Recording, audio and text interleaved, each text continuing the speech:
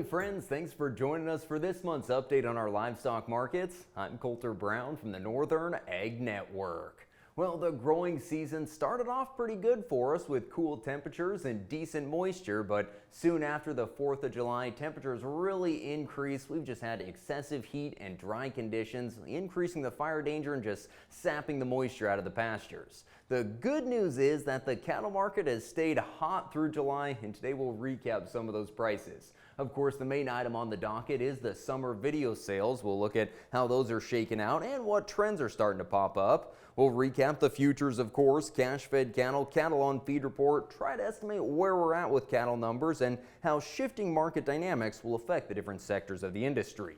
First, though, let's give a tip of the cap to the sponsor of our report, the Wyoming Beef Council.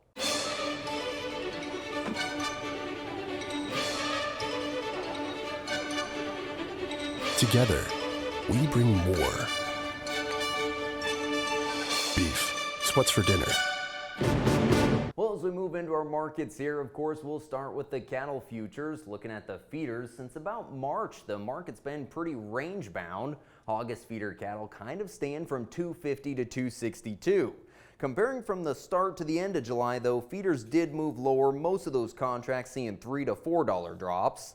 Live cattle, though, have been finding a bit more strength with the nearby August contract near its highest level since October. Now, we have been running with a pretty positive basis in the live cattle, so it looks like the futures are trying to come up to meet the cash, but also the cash has drifted lower as we've worked through July. That's pretty typical seasonal pressure that we see in the dog days of summer, where beef demand slows down this time of year and cattle feeders can lose a bit of currentness. Overall, though, after 6 years of liquidation, cattle supplies and beef production continue to move down, which should be supportive to prices. In the cash-fed cattle trade here over the past month, we did see a bit of lift at the end of the month, but really live sales $1 to $2 lower from $192 to $198. Dress deals down 2 from $309 to $312. Fed cattle prices will likely slide back a little further in August, but once we get to the fall, we should see those values bump up. The choice box beef cutout had been in a rare turn, moving higher through June. By the 4th of July, we were at $330 on the choice cutout, but shortly thereafter, we saw those prices pull back and futures traders took it as an opportunity to sell the cattle futures. What really turned things around, though, was the cattle on feed report. Expectations were for USDA to call placements 3% below last year's levels. Actually, that came in 7% lower, so pretty bullish, and we definitely saw some buying, especially in the live cattle futures. Now, in the marketing figure of that report, USDA called it down 9% from last year, so that did bump inventory a little bit higher, but overall a bullish and friendly report. Now, if you've been watching these reports that we've been putting together for you, you know this is the time of year we're typically talking about the USDA cattle inventory report. Well, this year USDA didn't conduct a survey and release the numbers, so we don't have any hard data for you. That's of course because of budgetary constraints at the Ag Department, but Cattle Facts did put together some estimates of where they think the industry is. They're saying the beef cow herd likely down 400,000 head from last year, even though we've seen a substantial reduction in beef cow slaughter. Replacement heifer inventory is expected to be steady, maybe a little bit higher. There are limited indications that some operations have begun retaining heifers, but at this point it's hard to call it more than a stabilization pace. Cattle Facts also says the 2024 calf crop will be down 700,000 head to a record small level that will translate into higher feeder and tighter feeder and fed cattle numbers as we move down the road. Now, we know that on-feed numbers are up 100,000 head from last year, so the supply outside of feed yards likely down 850,000 head, which would also be record small.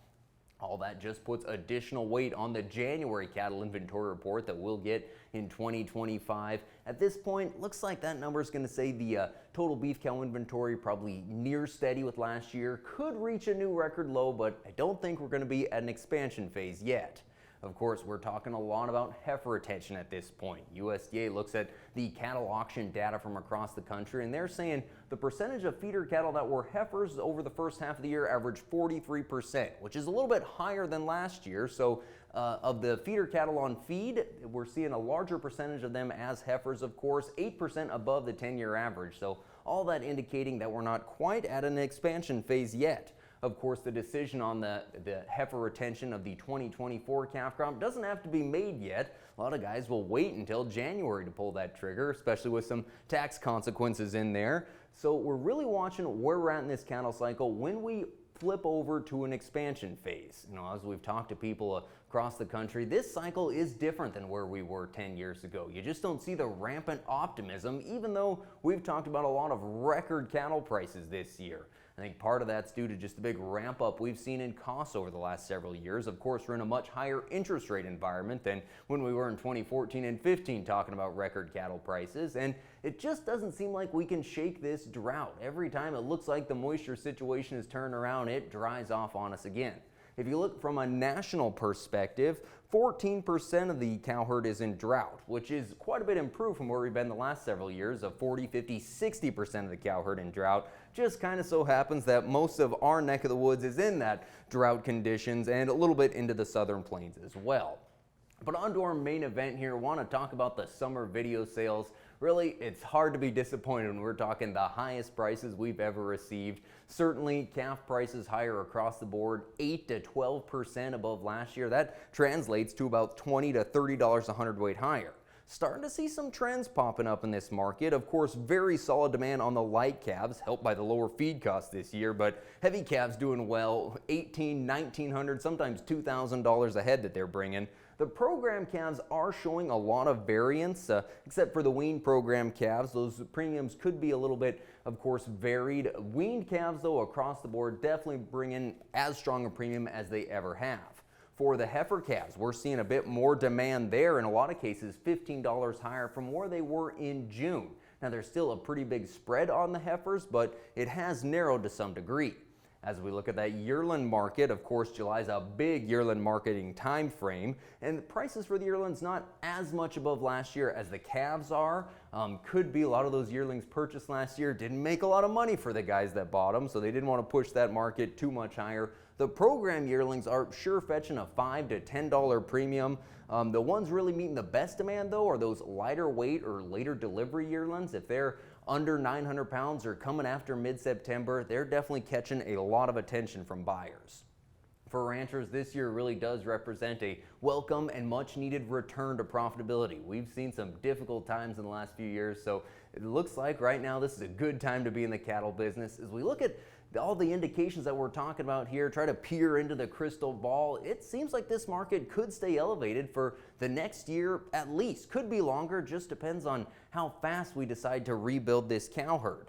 Now, feed yards are certainly get a lot of help from the lower corn prices, pulling that cost of gain down. And of course, fed cattle prices also hitting record highs in the first half of 2024. But that could turn here. These high calf prices are going to put a bit of a squeeze on stockers and feed yards who have to pay a lot more, and that could end up limiting just how high these calf prices can get.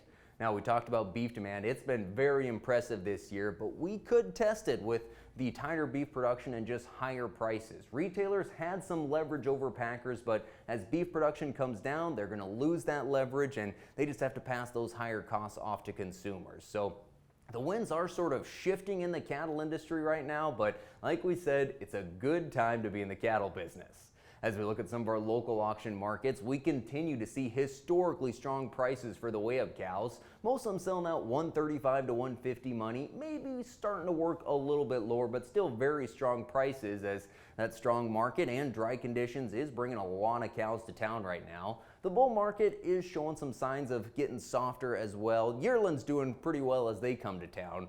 And as we ramp things up here, I want to talk just a minute about the lamb market. We've seen prices $7 to $10 ahead of last year. They have made their typical summer seasonal decline that we see in the lamb market. It's sort of an interesting year. We've got increased lamb slaughter and increased production, and imports up 35% from last year, but still higher lamb prices. Mature sheep slaughters up 12% from last year, so that indicates that supplies are going to tighten, and we'll probably see the national flock shrink some more.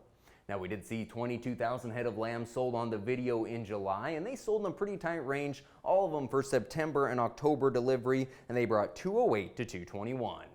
Well, that's all for this month's report. Thanks so much for joining us. For the Northern Egg Network, I'm Coulter Brown.